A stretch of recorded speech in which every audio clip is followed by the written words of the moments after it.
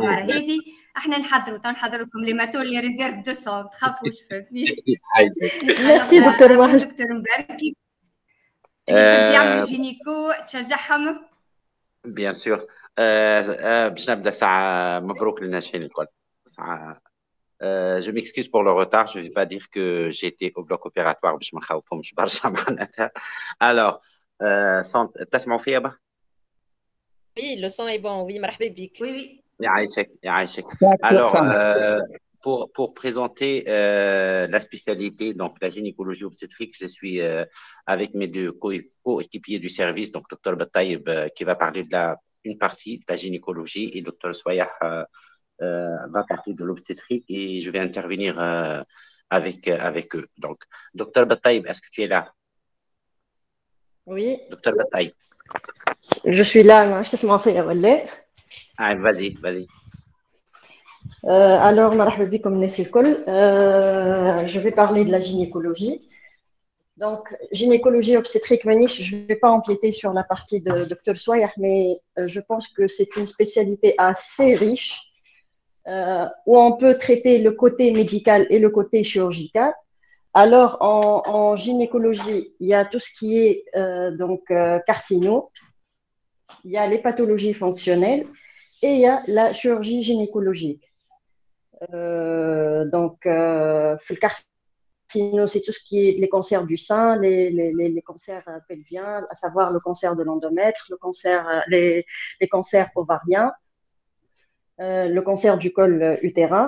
Il y a aussi beaucoup le côté sanitaire avec le dépistage et la prévention.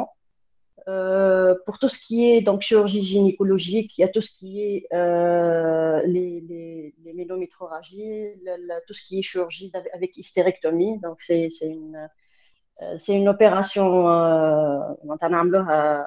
fréquemment. Il y a aussi la chirurgie fonctionnelle, tout ce qui est prolapsus urogénital. Donc à peu près c'est ça. معرفش كان نسيت حاجه دكتور مباركي ولا دكتور سويح à propos de la gynécologie. La fertilité. Il y a aussi exactement, et bien sûr un volet très important lié à l'infertilité, donc le traitement de l'infertilité qui est un problème de santé publique qui est de plus en plus fréquent. Donc, en gynécose, on traite aussi tout ce qui est infertilité du couple. Il y a aussi d'autres, des spécialités, voilà, on appelle ça des compétences. Il y a plusieurs spécialités, la sexologie en particulier. Donc, femme a beaucoup de gynécologues, sexologues aussi. Donc, il y a beaucoup de perspectives في gynécologie. Il y a aussi le côté, comme le côté médical et le côté chirurgical. Le cursus de la spécialité, le nombre d'années de formation. Je vais parler du cursus après. Juste, on présente les deux volets de la spécialité, puis j'enchaîne avec le cursus et les services. Alors, bonjour tout le monde. نقول مبروك ساعة لولادنا وبناتنا اللي نجحوا في الغزيد هنا. Ce n'est qu'un début, Inch'Allah, d'une carrière et d'une vie. وعلاش نقول هكا خاطر c'est un choix pour toute la vie, la spécialité, et surtout si on va choisir la gynécologie obstétrique, قبل فما شكون سأل على الستريس وعلى المود de vie. Alors, ce sont deux choses à prendre en considération pour faire le choix de la spécialité de gynécologie obstétrique. D'autant plus qu'il y a l'obstétrique.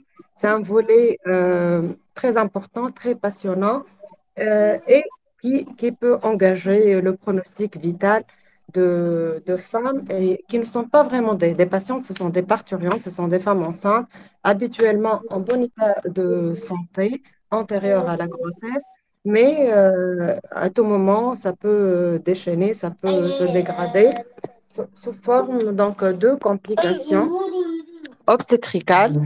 D'accord, l'hémorragie de la délivrance, la grossesse extra-utérine, etc. Donc, ce sont des urgences vitales qui peuvent nécessiter une prise en charge urgente en collaboration dans une équipe multidisciplinaire avec les réanimateurs, avec la collaboration de toute l'équipe donc, pour la prise en charge. Alors, l'obstétrique, ça commence dès la conception. Et Dr Boutaïb vous a présenté la partie assistance médicale à la procréation, l'exploration et la prise en charge d'un couple infertile, donc les moyens d'aide médicale à la procréation, allant de la stimulation simple à l'insémination, à la fécondation in vitro et à l'ICSI. Et pour empiéter un tout petit peu sur les terrains de stage, il y a actuellement 3 terrains de stage qui offrent plutôt cette formation pratique. À Tunis, on a l'hôpital Aziza Othmane, le centre d'AMP, l'hôpital militaire, et il y a le centre de la maternité de Sousse pour les terrains de stage. Et puis, on a le suivi de la grossesse en passant par les consultations, par le bilan prénatal, par l'échographie. Donc, on a déjà un volet un peu de radiologie dans notre spécialité. Et l'échographie, ça sera dans le cadre de dépistage anténatal. On a peut-être une autre sous-spécialité qui est la médecine fœtale, où il fait le diagnostic prénatal, voire des gestes interventionnels. C'est l'équivalent d'une radiologie interventionnelle où on fait les prélèvements fœtaux, on a le prélèvement du liquide amniotique pour le cariotype, par exemple, pour faire le diagnostic de certaines infections. On peut faire même des gestes interventionnels, chose qui était de l'ordre de la science-fiction auparavant. Et actuellement, c'est réalisable en Tunisie. Je pense que le seul centre qui le fait, c'est le centre Aziza Othmane. Avec Dr Bouyahia, on peut faire des transfusions in utero, on peut faire des drainages, par exemple, d'un épanchement thoracique. On peut faire pas mal de gestes, une coagulation d'une communication anormale entre les deux jumeaux en cas de syndrome de transfuseur-transfusé.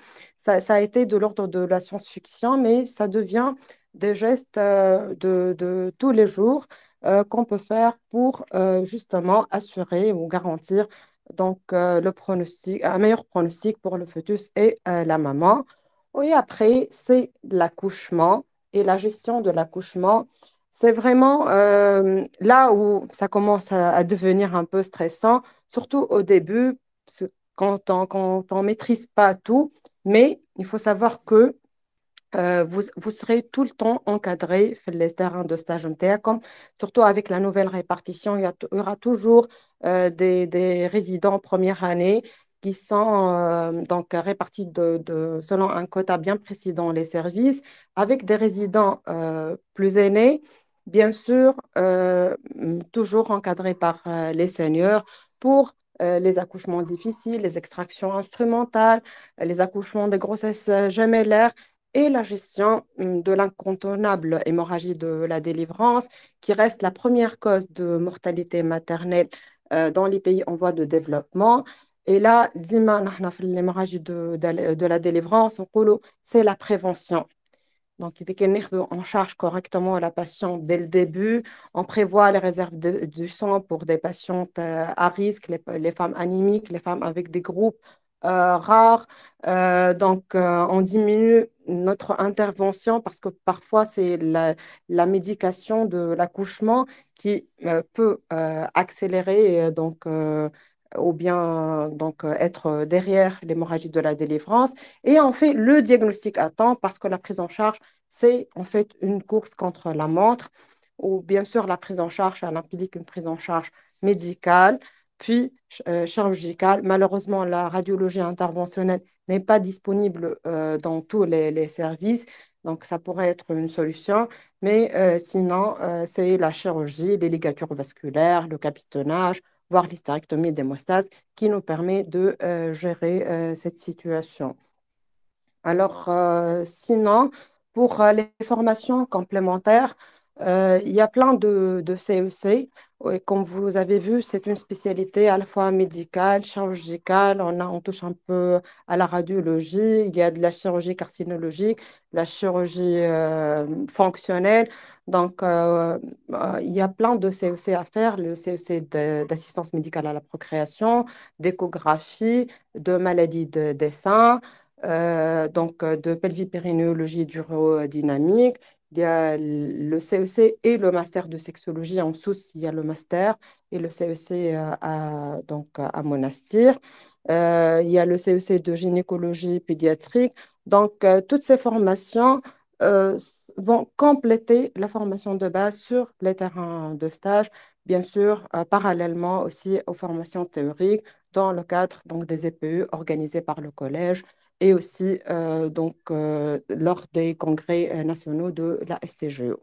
Je passe la parole à Dr Barki pour vous parler du cursus de résidana. Et si vous avez d'autres questions. Ok, s'il y a des questions, on peut répondre simultanément. Pour le cursus, donc c'est une spécialité de 5 ans, donc 10 semestres, avec un stage de chirurgie, un stage de service chirurgical obligatoire, que ce soit la chirurgie générale ou la chirurgie carcinologique, voire la chirurgie urologique.